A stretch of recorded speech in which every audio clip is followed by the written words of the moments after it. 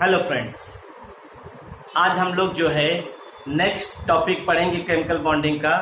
और वो next topic है फॉर्मल चार्ज से रिलेटेड। फॉर्मल चार्ज से रिलेटेड हम लोग पढ़ेंगे। और हमने आपसे बताया था कि फॉर्मल चार्ज समझने के लिए सबसे पहला आपको मालूम होना चाहिए लुईस डॉट सिंबल क्या है। ठीक है, लुईस डॉट सिंबल अगर बनाना आप किसी मॉलिक्यूल का जानते हैं तो आप किसी भी मॉलिक्यूल के प्रत्येक एटम पे फॉर्मल चार्ज कैलकुलेट कर सकते हैं। तो पहले तो हम लोग देखते हैं फॉर्मल चार्ज होता क्या है, फिर फॉर्मल चार्ज निकालने का फार्मूला, तब उसके बाद अप्लाई करेंगे लुईस डॉट सिंबल में। ठीक है भाई, तो आइए आज का टॉपिक जो है हम लोग पढ़ने जो चल रहे हैं वो है फॉर्मल चार्ज। फॉर्मल चार्ज नाम से ही पता चल रहा है। ठीक, जो आपने अभी तक पढ़ा, जो लुईस डॉट स्ट्रक्चर होता है, लुईस डॉट स्ट्रक्चर होता है, वो वास्तव में आपका जो एक्चुअल शेप ऑफ मॉलिक्यूल है उसको रिप्रेजेंट नहीं कर सकता। Can't represent actual shape of molecule, actual shape of molecule. ठीक है, क्यों? क्योंकि हमने आपसे बताया ना कि इलेक्ट्रॉन का वैलेंस शेल ऐड करते हैं, ऐड करने के बाद डिस्ट्रीब्यूट कर रहे हैं, ये तो बांटने की बात हुई। बाकी सेंट्रल एटम के पास जो इलेक्ट्रॉन होते हैं उन्हीं से बॉन्डिंग बनती है, और बॉन्ड बनने के बाद 3D स्पेस में बॉन्ड अरेंज होते हैं और वही स्ट्रक्चर को डिटरमाइन करते हैं, यानी उनका शेप कैसा होगा वो बताते हैं। तो लुईस डॉट स्ट्रक्चर जो होता है वो वास्तव में किसी भी मॉलिक्यूल का एक्चुअल स्ट्रक्चर नहीं होते, ये ध्यान रखना है आपको। ठीक है, और जो किसी भी मॉलिक्यूल का जो फॉर्मल चार्ज होता है, जैसे हमने क्या कहा, in case of polyatomic ion, in case of, अगर आप पॉलीएटॉमिक आयन ले लीजिए, पॉलीएटॉमिक आयंस ले लीजिए, तो जो चार्ज होता है पॉलीएटॉमिक आयंस पे, जो चार्ज होता है वो चार्ज किसी एटम्स का नहीं होता है, होल मॉलिक्यूल्स का होता है। In case of polyatomic ions the charge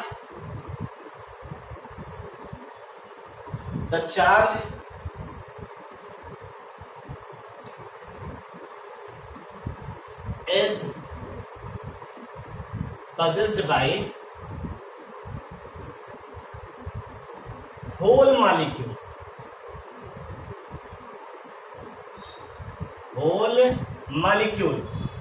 अभी दिखाएंगे आप, नॉट एटम, मतलब वो एटम का चार्ज नहीं बताता, वो पूरे मॉलिक्यूल का चार्ज बताता है। जैसे देखिए, अगर हम लोग यहाँ पे ध्यान दें, एग्जाम्पल देखिए, जैसे NH4+, तो जो NH4+ है तो ये अमोनिया, ये पूरे क्या पढ़ते हैं हम लोग, अमोनियम मॉलिक्यूल। इस अमोनियम मॉलिक्यूल पे कल बताया था हमने, इस पूरे मॉलिक्यूल पे कितना चार्ज है, 1+। तो ये जो प्लस चार्ज आपका है, पॉलीएटॉमिक आयन हो गया, दो से ज्यादा एटम्स है ना, नाइट्रोजन हाइड्रोजन देख रहे हैं आप, दो से ज्यादा है, तो इसका मतलब पॉलीएटॉमिक आयन हो गया। पॉलीएटॉमिक आयन पे जो चार्ज होगा वो किसी एक एटम पे कन्फाइंड नहीं होगा, ये पूरे मॉलिक्यूल को रिप्रेजेंट करता है। जैसे देखिए, कार्बोनेट की बात कर रहे हैं, कार्बोनेट आयन, अगर कार्बोनेट का कल लुईस डॉट सिंबल हमने बनाया था, तो अगर आप उसको देखेंगे तो इस पे ऐसे आप लगाएंगे, इस तरह का स्ट्रक्चर बनेगा इसका, इस तरह से स्ट्रक्चर हम लोग बनाए। ठीक है, तो जो चार्ज होता है वो होल मॉलिक्यूल पे जो है, मतलब होल मॉलिक्यूल बियर करता है उस चार्ज को, किसी एक पर्टिकुलर एटम्स की बात नहीं कर सकते हैं। ठीक, तो अब आइए देखते हैं फॉर्मल चार्ज निकालने का क्या फार्मूला होता है। फॉर्मल चार्ज निकालने के लिए सबसे पहली चीज आपको मालूम होना चाहिए लुईस डॉट सिंबल ना, लुईस डॉट सिंबल। और इसको निकालने का फार्मूला क्या करते हैं, देखिएगा, formal charge is equal to, जिस एटम पे फॉर्मल चार्ज निकालना है उस एटम के वैलेंस शेल में नंबर ऑफ इलेक्ट्रॉन आपको पता करना है, नंबर ऑफ इलेक्ट्रॉन। यानी तो आप अगर निकालना चाहते हैं तो आप देखिए number of valence electron in free atom, free atom, जो आपने फ्री एटम यानी जिस एटम को आपने सेलेक्ट किया है किसी मॉलिक्यूल में, उस एटम को हम फ्री एटम कहेंगे, और उस एटम के वैलेंस शेल में कितने इलेक्ट्रॉन प्रेजेंट हैं उसको आप काउंट करें, ठीक। तो उसके बाद माइनस, फिर number of non bonding electron, यानी जो लोन पेयर जो डॉट के रूप में बचे रहेंगे दिखाई देते हैं, number of non bonding electron ये पता कर लीजिए। माइनस, माइनस में हम लोग क्या करेंगे, माइनस हम लोग फिर करते हैं हाफ, हाफ लेते हैं जिस एटम की आप बात कर रहे थे उसके वैलेंस शेल का इलेक्ट्रॉन, और फिर लुईस डॉट सिंबल बनाने पर उसमें कितने डॉट या क्रॉस दिखाई दे रहे हैं इसको देखिए, और फिर उसके बाद माइनस हाफ, और हाफ के बाद नंबर ऑफ बॉन्डिंग इलेक्ट्रॉन। अभी हम इसको हटाएंगे नहीं, अभी आपको एग्जांपल लेकर भी दिखाएंगे। Number of bonding electron, electron count करना है, ठीक है भाई। और एक बॉन्ड में 2 इलेक्ट्रॉन होते हैं, तो चाहे तो आप नंबर ऑफ बॉन्ड लिखे, चाहे नंबर ऑफ बॉन्डिंग इलेक्ट्रॉन, जो आएगा उसे 2 से डिवाइड कर दीजिएगा। ये आपको जो है मिल जाएगा क्या, आपका टोटल फॉर्मल चार्ज का ये फार्मूला हो गया। अगर आप फॉर्मल चार्ज का फार्मूला देखना चाहते हैं और उसको मतलब ऑब्जर्व करना चाहते हैं, तो ये जरूरी है आपको लुईस डॉट सिंबल मालूम होना चाहिए। और लुईस डॉट सिंबल तभी आएगा, हमने बताया ना कि लुईस डॉट सिंबल तभी आएगा जो हमने कल बताया, उसको प्रैक्टिस आप घर पे करिए। आइए हम लोग एग्जाम्पल लेकर करते हैं, ठीक। पहला एग्जाम्पल लेकर समझाने का प्रयास कर रहे हैं, अगर आपने पढ़ा होगा तो आएगा, नहीं तो फिर आप बस वैसे उतारिए। O3 का एग्जाम्पल ले रहे हैं, कल O3 का लुईस डॉट सिंबल हमने बताया था। हमने फिर सुनते भी चलिए, हमने लुईस डॉट सिंबल में क्या बताया था। हमने लुईस डॉट सिंबल में यही बताया था कि सबसे पहला काम, आप जो एटम्स होते हैं, एटम्स के वैलेंस शेल का इलेक्ट्रॉन सेलेक्ट करते हैं, एटम्स का वैलेंस शेल का इलेक्ट्रॉन सेलेक्ट करते हैं, और एटम के अगर वैलेंस शेल के इलेक्ट्रॉन को सेलेक्ट करेंगे तो आपको पता चल जाएगा उस एटम के पास कितने इलेक्ट्रॉन हैं। तो जैसे ऑक्सीजन है, ऑक्सीजन का एटॉमिक नंबर 8, ठीक, ऑक्सीजन का एटॉमिक नंबर 8, और इसमें इलेक्ट्रॉन कितना होगा 2 और 6, कितना ऑक्सीजन है 3 इंटू 3 कर दीजिए, ये टोटल कितना हो गया 18 इलेक्ट्रॉन, ये 18 इलेक्ट्रॉन हो गया। अब इस 18 इलेक्ट्रॉन के लिए आप इसमें ऐसे डिस्ट्रीब्यूट करिए कि सारे ऑक्सीजन का ऑक्टेट पूरा हो जाए। कल रूल बताया था मॉलिक्यूल के लिए, वैलेंस शेल के इलेक्ट्रॉन को आप ऐड करिए, और ऐड करने के बाद उसको ऐसे डिस्ट्रीब्यूट करिए कि जिससे कि प्रत्येक एटम का ऑक्टेट क्या हो जाए, पूरा हो जाए। तो अगर हम लोग इसी को ध्यान दें तो यहाँ देखिए 18 के लिए हमने स्ट्रक्चर ऐसे बनाया था, अगर वैलेंस इलेक्ट्रॉन 18 हो जाएगा तो उसको ऐसे बताया था, देखो ध्यान से ये बताया था, याद होगा। तो अगर हम लोग इसको बना ले, एक ऑक्सीजन यहाँ लिया और एक ऑक्सीजन यहाँ लिया और एक ऑक्सीजन यहाँ लिया, ऐसे तो बन जाएगा भाई। अब आपको पहले हमने बताया था एक बॉन्ड का मतलब 2 इलेक्ट्रॉन, 2 और 2 4 खर्च हो गया, हमारे पास 18 है, 4 खर्च हो गया, टोटल बचा अभी 14। हमने कहा था जो सेंटर में रहता पहले उसका ऑक्टेट पूरा करते। सेंटर में ये ऑक्सीजन है और ये दोनों कॉर्नर पे है, इनको छोड़िए, पहले इनका ऑक्टेट पूरा करिए। तो ऑक्टेट पूरा करने में कोई एक ऑक्सीजन डबल बॉन्ड जुड़ जाए। अब ये इसके पास 2 2 4 2 6 इलेक्ट्रॉन हो गया, 2 और चाहिए तो इसको दे दीजिए 2 इलेक्ट्रॉन और।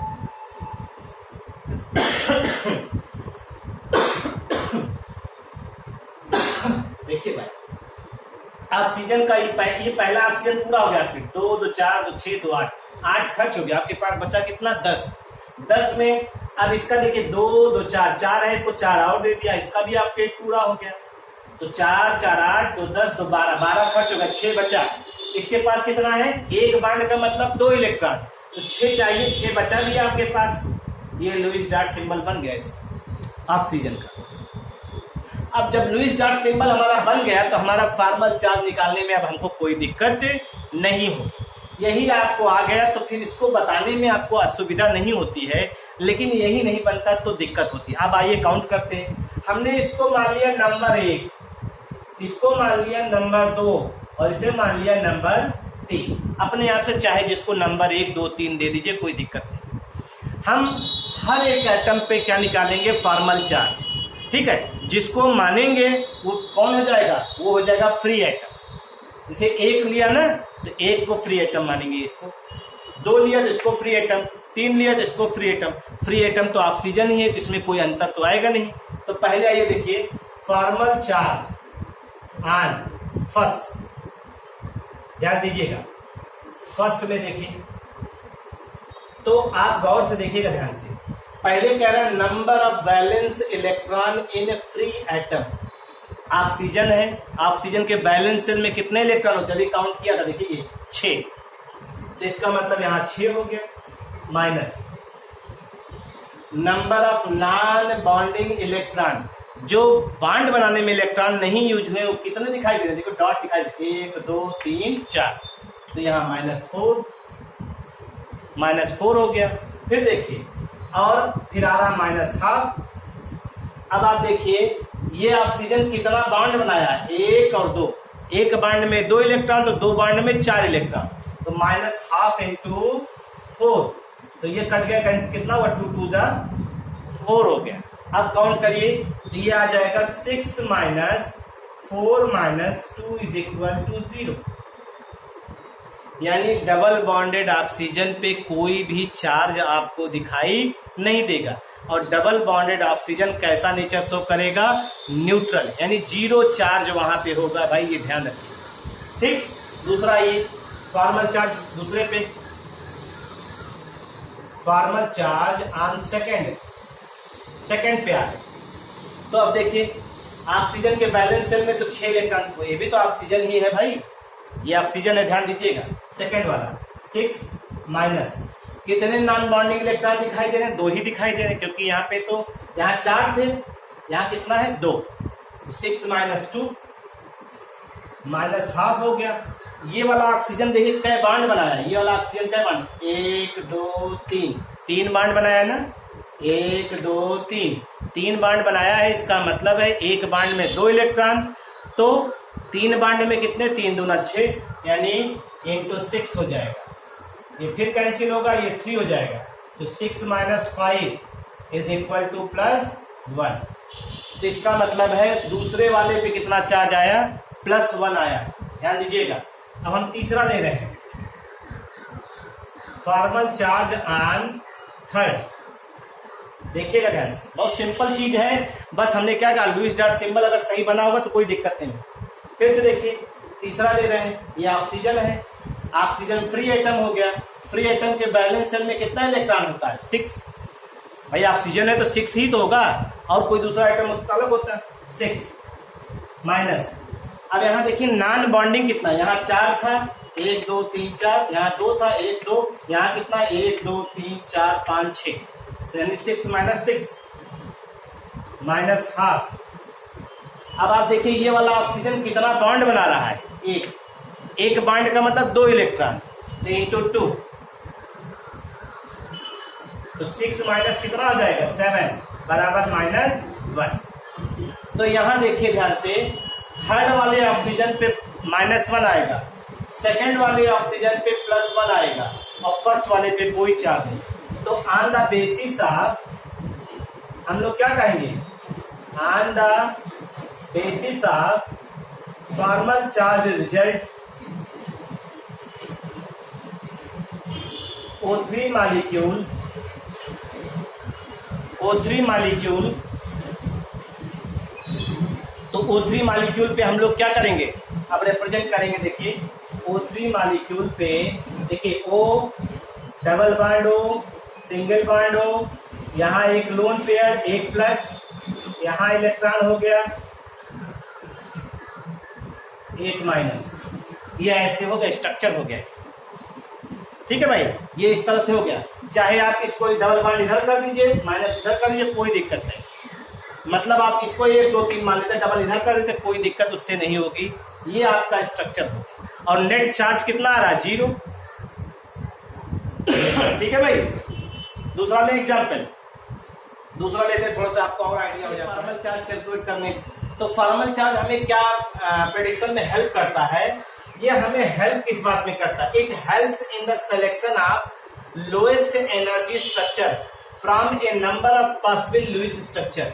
जैसे आपने कई स्ट्रक्चर बनाए हुए थे और कई स्ट्रक्चर बनाए हुए थे, तो उसमें से जो है ये लोएस्ट एनर्जी स्ट्रक्चर को प्रिडिक्ट करने में आपकी हेल्प करता है। ठीक, नंबर ऑफ लुईस स्ट्रक्चर जो आपने बनाए हुए हैं किसी भी मॉलिक्यूल या आयन के लिए, उसमें लोएस्ट एनर्जी स्ट्रक्चर जो है उसको सेलेक्ट करने में ये आपकी हेल्प करता है। और लोएस्ट एनर्जी स्ट्रक्चर कैसे हम लोग पता करते हैं? The lowest energy structure is the one which has lowest formal charge on the atom. किसी भी मॉलिक्यूल में जो एटम्स हैं उनमें फॉर्मल चार्ज अगर लोएस्ट पाया जा रहा है तो उसका जो एनर्जी होगा वो अपने आप क्या होगा? लोएस्ट एनर्जी स्ट्रक्चर होगा। और जो लोएस्ट एनर्जी स्ट्रक्चर होता है उसकी स्टेबिलिटी क्या होती है? सबसे ज्यादा होती है। ये ध्यान रखिए। COCl2 कार्बोनिल क्लोराइड इसे कहते हैं, कार्बोनिल क्लोराइड, या इसको बोलते हैं फास्जीन। फास्जीन गैस होती है। ठीक है भाई। अब इसमें कहा गया है, इसमें प्रत्येक पर एटम का जो है आप फॉर्मल चार्ज निकल हर एटम का। तो पहले तो हमें लुईस डॉट सिंबल मालूम होना चाहिए इसका। तो देखिए कार्बन के वैलेंस शेल में कितने इलेक्ट्रॉन्स होते हैं? 4, 2 और 4 ले लिया। ऑक्सीजन है दूसरा एटम, ऑक्सीजन के वैलेंस शेल में इलेक्ट्रॉन कितना होता है? 6। और क्लोरीन है, क्लोरीन के वैलेंस शेल में इलेक्ट्रॉन कितना होगा? 2, 8 और 7। कितना क्लोरीन है यहाँ पे? 2 इंटू 2, तो ये हो गया 14, ये हो गया 6, ये हो गया 4, 24 हो गया। 24 वैलेंस शेल का इलेक्ट्रॉन हो गया। अगर आपको 24 हो गया है तो इन 24 को ऐसे डिस्ट्रीब्यूट करिए कि हर आइटम का ऑक्टेट पूरा हो जाए। और हमने आपसे कहा था सेंटर में कौन सा आइटम रखते हैं? जो लेस इलेक्ट्रोनेगेटिव है। तो इन सब में सबसे कम इलेक्ट्रोनेगेटिव कार्बन है, तो कार्बन को सेंटर में रख रहे हैं। ध्यान दीजिएगा, कार्बन को सेंटर में रख रहे हैं। 24 के लिए हमने बताया था, देखो 24 के लिए हमने बताया था ये वाला स्ट्रक्चर, याद होगा आपको। 24 के लिए इस तरह का स्ट्रक्चर बताया था हमने कल। अगर इसीलिए हमने कहा था कल के प्रीवियस वीडियो को देख करके इस चीज को सीखिए। तो हमने मान लिया ऐसे OCl Cl, ये इस तरह से हो गया। कार्बन और ऑक्सीजन के बीच में डबल बॉन्ड प्रियॉरिटी होती है, तो हमने यहां दिखा। ठीक है। अब आपका इलेक्ट्रॉन कितना खर्च हुआ? 2, 2, 4, 2, 6, 2, 8, 8 खर्च हो गया। कार्बन का पूरा भी हो गया। ऑक्सीजन को 4 दे दीजिए, और ऑक्सीजन का पूरा यानी इधर वाला पूरा हो गया। अब इस पे बचाइए, इसके पास 2 है, इसके पास 2 है, इसको कितना चाहिए? 6। इसको कितना चाहिए? 6। दोनों का पूरा हो गया। अब देखिए टोटल 24 इलेक्ट्रॉन आ रहा होगा। अरे भाई 6, 6 12, 12 4 16, 16 4 20, 20 4 24 आ गया। अब ये लुईस डॉट स्ट्रक्चर बन गया। अब जब लुईस डॉट स्ट्रक्चर बन गया तो फॉर्मल चार्ज निकालने में कोई दिक्कत आपको महसूस अब नहीं होगी। देखिए ध्यान से, फॉर्मल चार्ज निकालने में हमने इसको मान लिया 1। भाई ये दोनों एक जैसा है, ये क्लोरीन एक जैसा है, तो इसको भी एक ही मान ले रहे हैं, इसको भी एक ही मान ले रहे हैं। मतलब जो इस पे आएगा चार्ज वही इस पे भी आएगा। इसको हमने मान लिया 2 और इसको हमने मान लिया 3, तो हम 1 पे निकालने चल रहे हैं।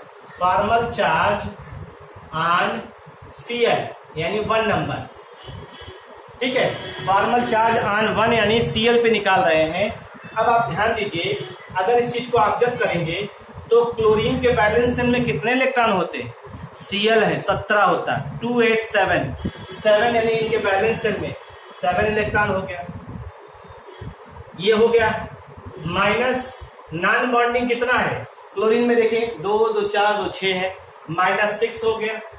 माइनस हाफ क्लोरीन कै बॉन्ड बना रहा है कार्बन से? एक ही बॉन्ड बना रहा है।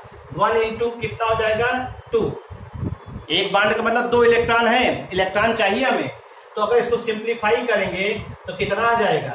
7 - 6 - 1, ये आ जाएगा आपका 7 - 7 इज इक्वल टू कितना हो जाएगा? 0। 7 माइनस यानी दोनों Cl पे कितना चार्ज आएगा? 0। अब हम लोग ले रहे हैं फॉर्मल चार्ज ऑन सेकंड, यानी सेकंड का मतलब कौन है? कार्बन। कार्बन की बात कर रहे हैं।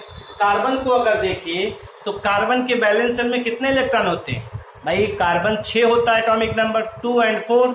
तो आपने कहा इसके बैलेंस शेल में 4 इलेक्ट्रॉन माइनस कार्बन जो है नॉन बॉन्डिंग इलेक्ट्रॉन। जरा यहाँ देखिए तो कार्बन के पास कोई भी डॉट दिखाई दे रहा नहीं, तो इसका नॉन बॉन्डिंग इलेक्ट्रॉन कितना हो गया? 0 और माइनस हाफ, यानी ये 0 हो गया। ये 4, ये 0 माइनस 0। बॉन्ड कितना बना रहा है? 1 2 3 4, 4 बॉन्ड बना रहा है। 4 बॉन्ड बनाने में कितना इलेक्ट्रॉन होगा यूज? 4 दूना 8, यानी टोटल 8 हो गया। ये 8 हो गया। इसको सिंप्लीफाई करिएगा तो 4, तो ये आ जाएगा 4 माइनस 4 इज इक्वल टू 0, यानी कार्बन पर भी कौन सा चार्ज आएगा? 0 आएगा। अब हम ऑक्सीजन पे निकाल लेते हैं। फॉर्मल चार्ज ऑन थर्ड क्या है? ऑक्सीजन। ऑक्सीजन है।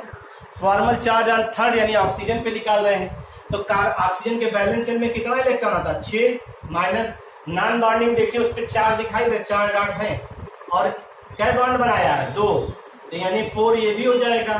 2 2 यानी 6 माइनस 6 इज इक्वल टू 0, यानी पूरे एटम पे चार्ज क्या आएगा? प्रत्येक एटम पे जो चार्ज इंडिविजुअल आ रहा है वो सब पे 0 आ रहा है, यानी नेट चार्ज जो आएगा इसका पूरा का पूरा मिला के क्या है? 0 है। यही आपका जो है फॉर्मल चार्ज है जिसे आप कैलकुलेट करने की बात कर रहे हैं। नाइट्रेट आयन का देखते हैं, सल्फेट आयन का देखते हैं।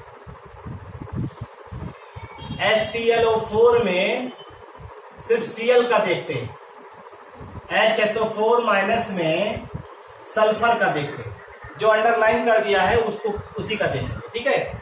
और यहाँ पे जिसपे अंडरलाइन नहीं करिए प्रत्येक आइटम का देखा जाए, ठीक। तो हम एक आध दो बताएंगे इसमें से, बाकी आप ट्राई करिएगा भाई। ये हमारे भरोसे रहेंगे तो फिर कैलकुलेशन में आप पार्टिसिपेट नहीं कर पा रहे हैं। कार्बोनेट का देखिए, कार्बोनेट का टोटल इलेक्ट्रॉन आता है।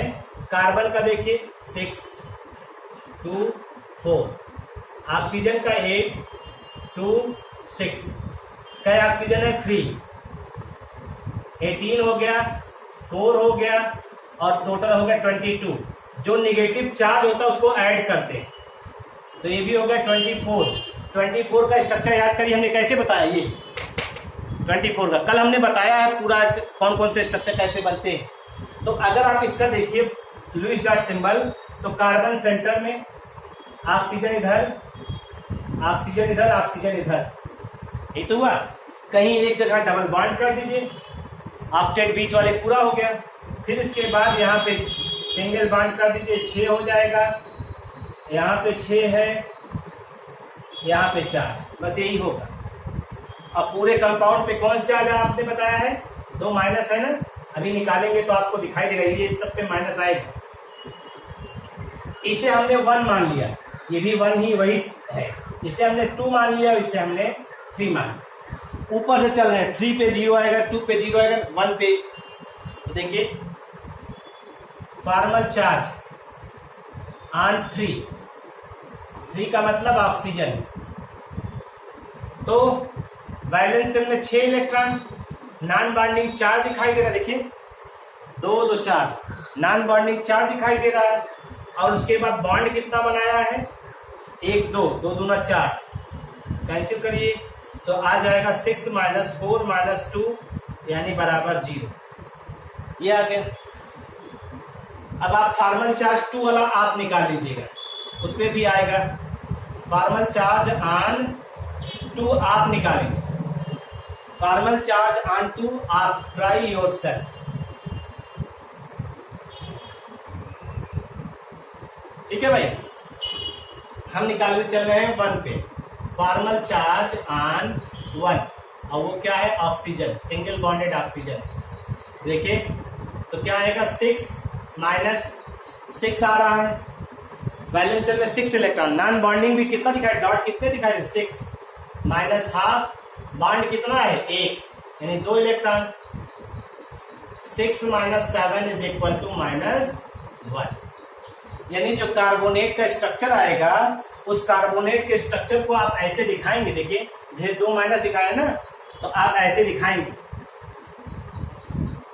C double bond O single bond, यहाँ 4 इलेक्ट्रॉन, यहाँ 6 इलेक्ट्रॉन, और यहाँ जो है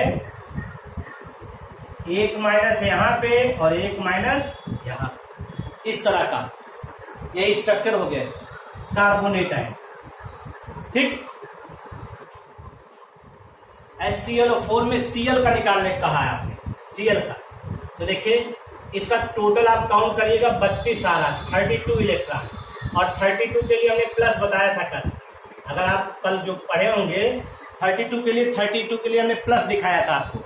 तो इसका मतलब है इन सब में जो है हमने कहा जो इलेक्ट्रोनेगेटिव होता है लेस, वो सेंटर में रहता है, हाइड्रोजन हमेशा टर्मिनल पे रहता है। तो हाइड्रोजन को किनारे कर दिया, 2 ही एटम बचे, ऑक्सीजन और क्लोरीन। तो ऑक्सीजन और क्लोरीन में क्लोरीन की इलेक्ट्रोनेगेटिविटी कम होती है, इसलिए क्लोरीन को सेंटर में किया, और सेंटर में जब क्लोरीन कर दिया, 4 ऑक्सीजन है, चारों सेंटर में ऑक्सीजन कॉर्नर पे हो गया। एक जगह कहीं H लगा दीजिए ऑक्सीजन के साथ, बाकी जगह सबको सिंगल बॉन्डेड, ये भी ध्यान रखिएगा, सिंगल बॉन्डेड ऑक्सीजन के पास 6 इलेक्ट्रॉन होता है, और जो डबल बॉन्ड ऑक्सीजन होता है उसके पास 4 इलेक्ट्रॉन होता है। ये फिक्स है, ये सब चीजें जो है फिक्स है भाई। देखिए ये फिक्स है। और इस क्लोरीन के पास 8 हो गए, 2 2 4 2 6 2 8 हो गया। अब क्लोरीन का निकालना ही है, तो क्लोरीन का देखिए, क्लोरीन पे निकालना है फॉर्मल 4। तो क्लोरीन के बैलेंस सेल में 7 इलेक्ट्रॉन होते हैं, 17 होता है ना, 2 8 7। और इसके बाद इसके पास नॉन बॉन्डिंग, कोई भी नॉन बॉन्डिंग इलेक्ट्रॉन दिखाई दे रहा है नहीं, 0। और बॉन्ड कितना बनाया है 4, तो इंटू 8 4 हो गया। 7 माइनस 4 इज इक्वल टू +3, यानी इस क्लोरीन पे कितने चार्ज आएंगे, फॉर्मल चार्ज जो आएगा इज इक्वल टू +3। ये ध्यान रखिए, क्लोरीन पे जो फॉर्मल चार्ज आया है वो +3 आया है, ये आप ध्यान दीजिए भाई। इसको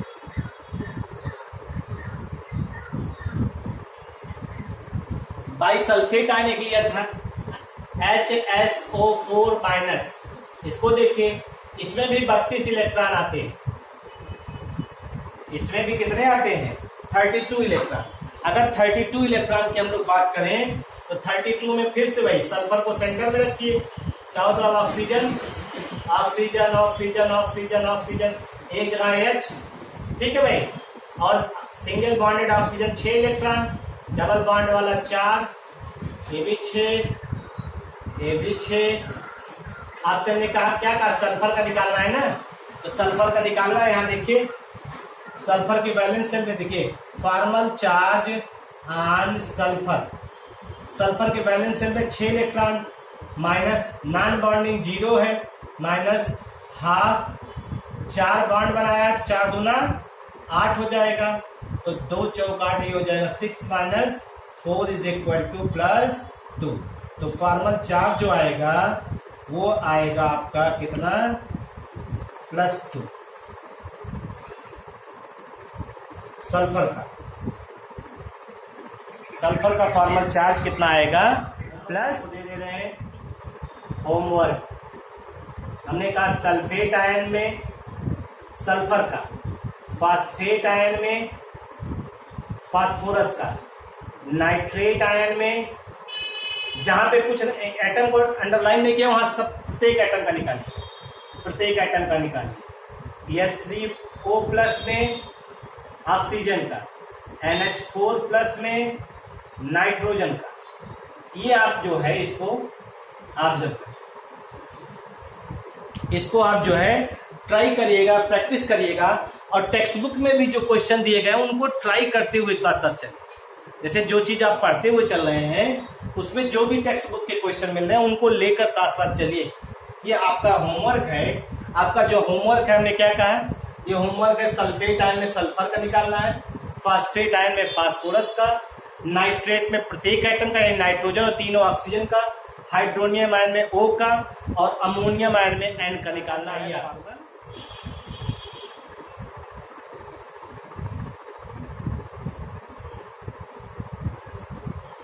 coordinate covalent bond.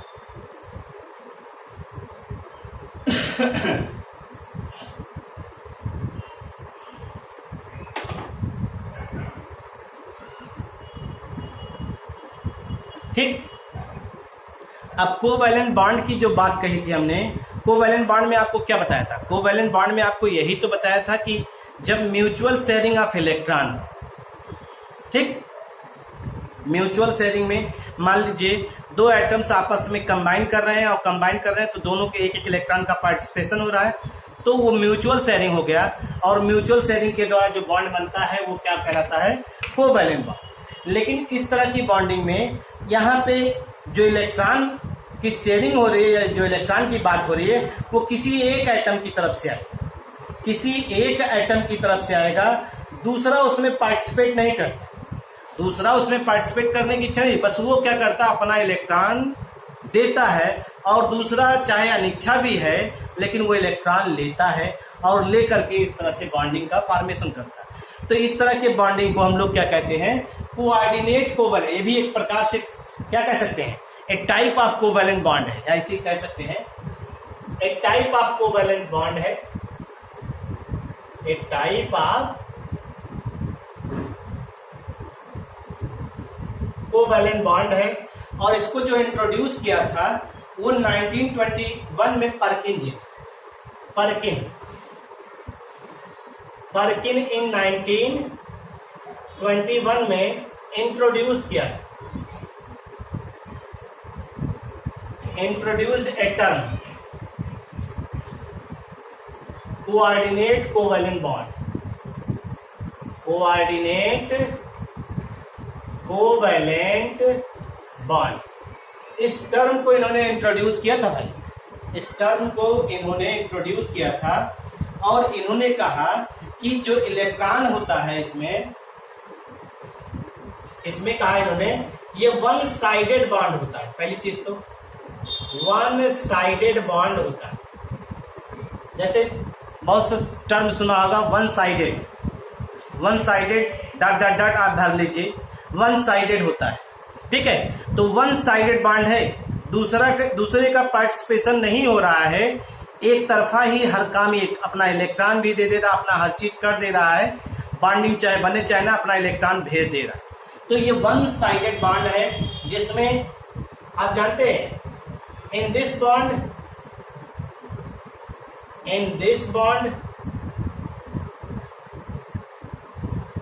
One is donor atom, एक डोनर एटम होता है,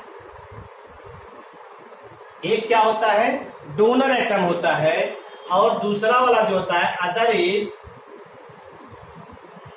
एक्सेप्टर एटम।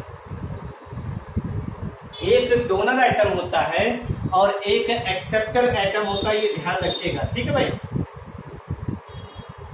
और हमने कहा, क्या कहा? Electron is come from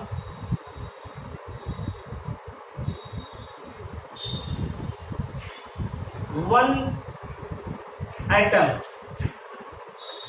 electron is come from a pair of electron, कहिए ए पेयर ऑफ इलेक्ट्रॉन, कहिए a pair of electron come from one atom, या जिसे आपने कहा क्या? वन साइडेड बॉन्ड, आपने यही तो कहा, वन साइडेड बॉन्ड है, ठीक। और इसमें एक खासियत क्या होती जानते हैं? जो ये इलेक्ट्रॉन देता है उस इलेक्ट्रॉन पे दोनों एटम का पार्टिसिपेशन रहता है। जैसे सपोज करिए हमने आपसे कहा कि लीजिए 500 रुपया लीजिए और आप अपना काम करिए, जो भी काम आपका है वो करिए, खर्चा वर्चा करिए, कोई दिक्कत नहीं। लेकिन जब हम टोटल करेंसी अपनी काउंट करेंगे तो वो 500 रुपया अपने साथ गिनेंगे ना, कि हमारे पास जो है 1500 रुपए है, तो उस 1500 रुपये में 500 रुपया भी काम में हम काउंट करेंगे। तो इसी तरह से जो पेयर इलेक्ट्रॉन आ रहा है एक एटम से, उस एक पेयर इलेक्ट्रॉन पे जो डोनर एटम होगा उसका भी उतना ही हक होगा जितना एक्सेप्टर एटम होता है, जितना एक्सेप्टर एटम होता है उतना हक होता है भाई, ठीक है। तो जो जिसके पास जो डोनर एटम होता है,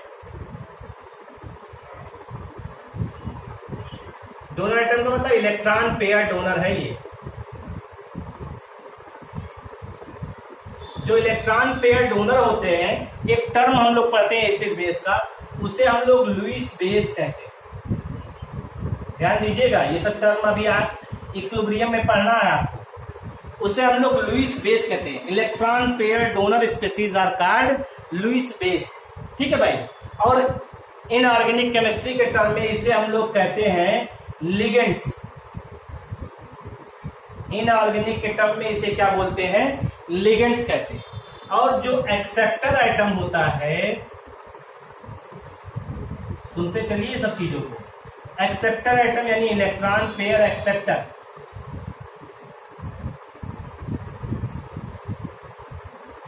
वो जो होता है वो लुईस एसिड होता है। ये लुईस एसिड होता है, ये ध्यान रखना है। Electron pair donor, electron pair acceptor, ये कॉन्सेप्ट ही है लुईस एसिड बेस। तो जो इलेक्ट्रॉन पेयर डोनेट करता है उसे लुईस बेस कहते हैं, और जो इलेक्ट्रॉन पेयर एक्सेप्ट करता है उसे लुईस एसिड कहते हैं। ये आपको ध्यान रखना है इस चीज को। आगे हम लोग चल रहे हैं। तो यहाँ पे हम लोग ने क्या कहा? हमने आपसे कहा कि जो कोऑर्डिनेट बॉन्ड होता है, ध्यान दीजिएगा, कोऑर्डिनेट बॉन्ड को हम लोग रिप्रेजेंट कैसे करते हैं? देखिए, रिप्रेजेंट बाय ये single headed arrow, single headed arrow, single headed arrow से रिप्रेजेंट करते हैं भाई। और जानते हैं ये एरो का जो एरो का जो हेड होता है, ये हेड है, ये बताता है movement of a pair of electron, movement of a pair of electron. ये हमें क्या बताता है? एक पेयर इलेक्ट्रॉन के मूवमेंट के बारे में आपको बताता है, ये ध्यान रखिएगा। ठीक है, इसको हम लोग नॉर्मली इस तरह से रिप्रेजेंट करते हैं। आपको मालूम है इसका कुछ और भी नाम होता है, सुना होगा dative bond, semi polar covalent bond, बहुत से नाम होते लिख रहे हैं, कौन कौन सा है? देखिए, इस तरह के बॉन्ड को, इसको हम लोग कहते हैं डेटिव बॉन्ड। डेटिव बॉन्ड, इसको हम लोग कहते हैं donor acceptor bond. Donor acceptor bond भी इसे कहते हैं। ठीक, और इसे हम लोग बोलते हैं सेमी पोलर बॉन्ड भी कहते हैं, सेमी पोलर बॉन्ड भी कहते हैं। ठीक है, या इसे हम लोग कह सकते हैं कोआयनिक बॉन्ड, और को आयनिक बॉन्ड भी कहते हैं। अभी दिखाएंगे, इसकी मैकेनिज्म भी दिखाएंगे कैसे कैसे होता है। और आप जानते हैं ये इस तरह की बॉन्डिंग जो होती है, कोऑर्डिनेट बॉन्डिंग जो होती है, जो बिटवीन मॉलिक्यूल होता है, वो रिलेटिवली वीकर इन नेचर होता है, रिलेटिवली वीकर। ठीक है भाई, ये वीकर होता है। और आप जानते हैं इस तरह की बॉन्डिंग को हम लोग डेटिव कोवैलेंसी कहते हैं, डेटिव कोवैलेंसी या डेटिव कोवैलेंट बॉन्ड कहते हैं, तो आपने पढ़ा ही। ठीक, तो ये जो डेटिव बॉन्ड है, इसको आप सीधे सीधे ऑब्जर्व कर सकते हैं। इस नाम को जो है मेंसिस जी थे गिवन, नेम गिवन बाय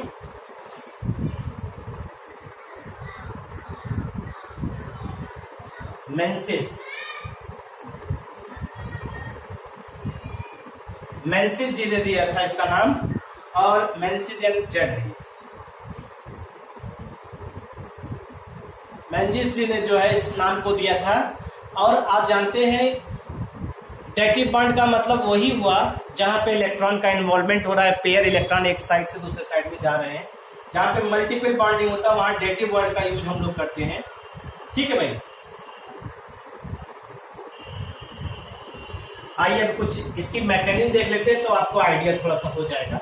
हटा रहे हैं इसको भाई।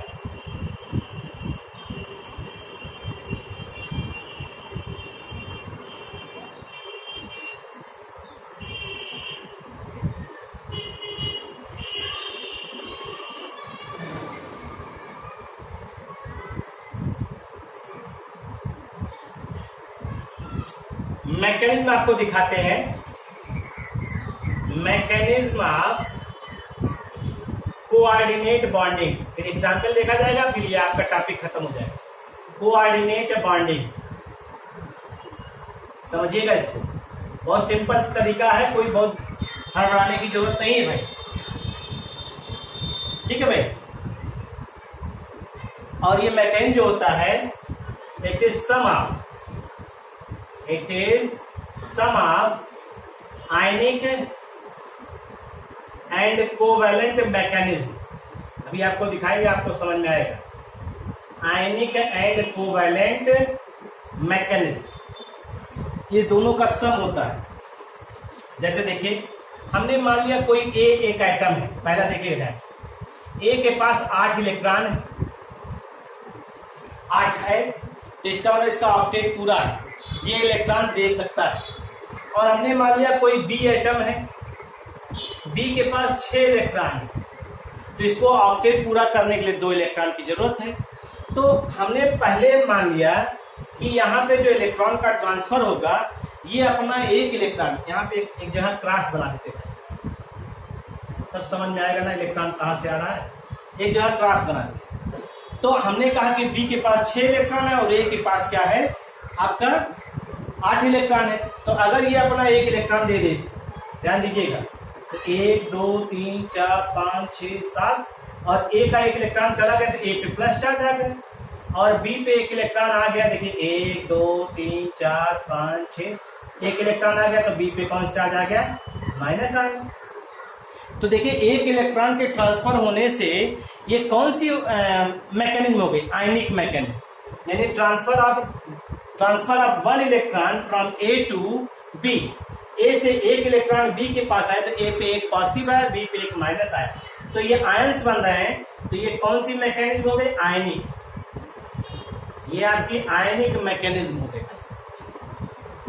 ठीक है, ये आपकी आयनिक मैकेनिज्म हो गई। अब दूसरा देखिए, दूसरी की बात कर रहे हैं। अब दूसरे में हम लोग जो है इसी को ध्यान दे रहे हैं, ए उसी को ले रहे हैं, प्लस 1 2 3 4 5 6 7 हो गया, और प्लस बी 1 2 3 और ये, और एक माइनस है। अब यहां पे क्या होगा, जब इन दोनों की बात कर रहे हैं तो अब एक इलेक्ट्रॉन, देखिए प्लस और माइनस जुड़ेंगे, प्लस और माइनस जुड़ेंगे, तो अब यहाँ पे हम लोग करने चल रहे हैं, देखिएगा 1 2 3 4 5 6 7 8 ये, और 1 2 3 4 5 6। अब गौर से देखिए, ये पेयर वाला इलेक्ट्रॉन अब इनके पास भी है तो 8 हो गया, इनके पास भी चला गया तो क्या हो गया, इनका भी 8 हो गया। मैं इनके पास 6 था ही और इनके पास 8 है, तो ये पेयर इलेक्ट्रॉन इनके पास भी काउंट करिए, तो इनका ऑक्टेट पूरा हो रहा है, इनका भी ऑक्टेट पूरा हो रहा है।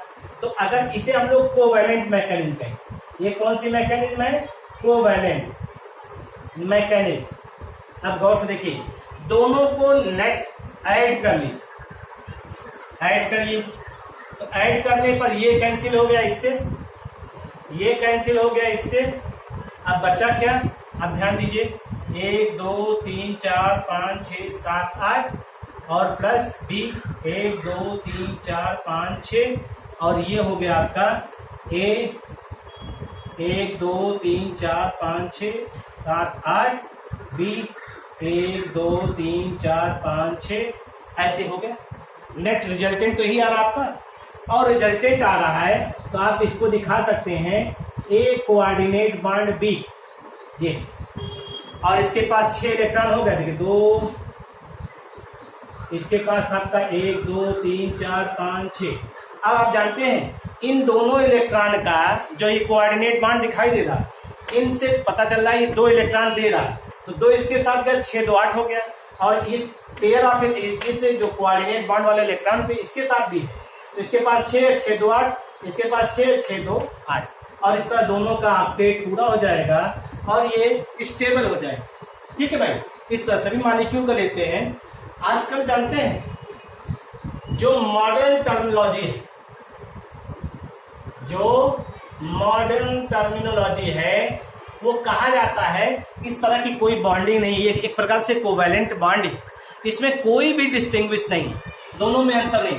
इन modern terminology there is no difference, there is no difference between normal covalent bond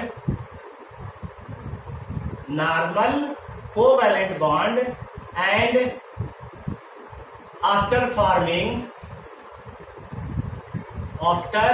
forming coordinate bond. यहां पे कोई भी डिफरेंस नहीं, ये ध्यान रखिए. After forming coordinate bond there is no difference between the normal covalent bond and coordinate bond.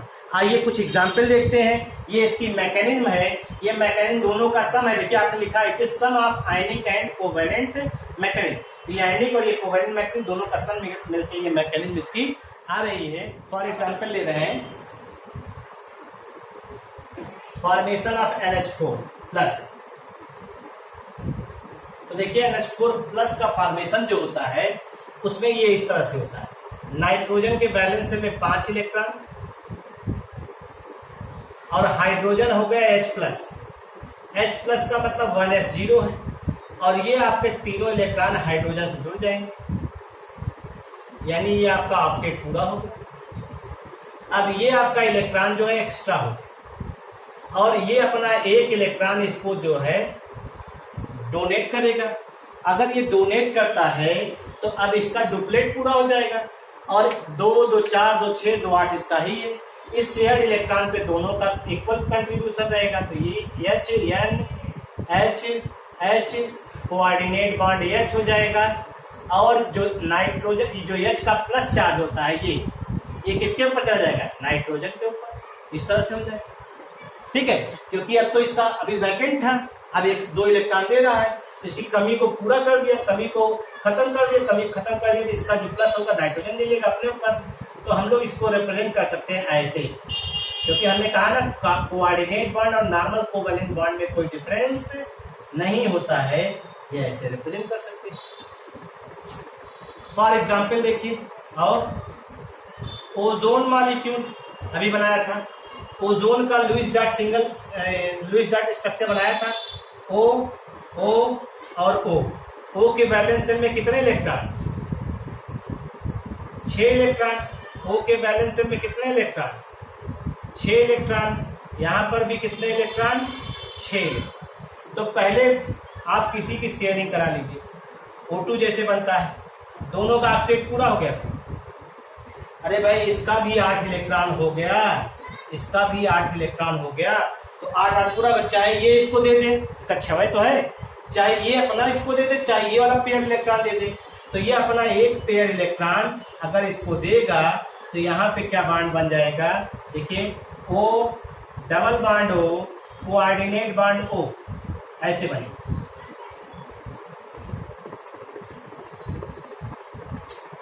देखिए अब इस जो कोऑर्डिनेट बॉन्ड बन रहा है, इस ये 2 इलेक्ट्रॉन इधर जा रहा है, 2 आ रहा है तो 6 2 8, ये 2 इसके साथ भी होगा तो 2 2 4 2 6 2 8 और इसका तो ऑक्टेट पूरा ही है. तो हम लोग इसको कैसे रिप्रेजेंट कर सकते हैं, O double bond single bond O, ये आपका हो जाएगा इस तरह से अरेंजमेंट हो जाएगा. ठीक, तो इनके बीच में बहुत ज्यादा डिस्टिंग्विश करने की कोई जरूरत नहीं है. आप सीधे सीधे इसको ऑब्जर्व कर सकते हैं, लेकिन आपको आइडिया होगा तभी आप इस चीज को ऑब्जर्व कर पाएंगे, अन्यथा नहीं. ये ध्यान रखिएगा. अगर हम लोग यहाँ पे और एक मॉलिक्यूल कभी ले लें, जैसे देखिए कोऑर्डिनेट बॉन्ड पूछा जाता है, जैसे NH3 एंड BF3 के बीच NH3, तो नाइट्रोजन का कितना इलेक्ट्रॉन आपने बताया था अभी, देखिए एक पेयर. बोरान के पास कितने इलेक्ट्रॉन होते हैं, बोरान 5 होता है ना, 5 में 3 बॉन्ड बना लिया. बोरान के बैलेंस सेल में 3 इलेक्ट्रॉन तो आता है, 5 एटॉमिक नंबर होता है, 2 3 बॉन्ड बना लिया. तो इसके पास क्या है, इसके पास 6 इलेक्ट्रॉन है इन बोरान एटम, और इसके पास कितने हैं, 8 इलेक्ट्रॉन. तो ये अपना एक इलेक्ट्रॉन शेयर करेगा इसके साथ और इनका भी ऑक्टेट पूरा हो जाएगा, इनका भी, इनके बीच में बॉन्डिंग बन जाएगी। ऐसे देखिए, ये coordinate B F F F, ये इस तरह से, ठीक। अब इसका भी ऑक्टेट पूरा, इसका दो octet both are octet of both are completed due to coordinate bond, ठीक। इस तरह से आप ऑब्जर्व कर सकते हैं। इसके अलावा आप जो है ट्राई करिएगा, कौन सा, ये होमवर्क है भाई, ट्राई करिएगा SO3 का, H2SO4 का, ठीक, H2SO4 का, हाइड्रोनियम आयन का, ठीक है भाई, ये सब आप बनाइए।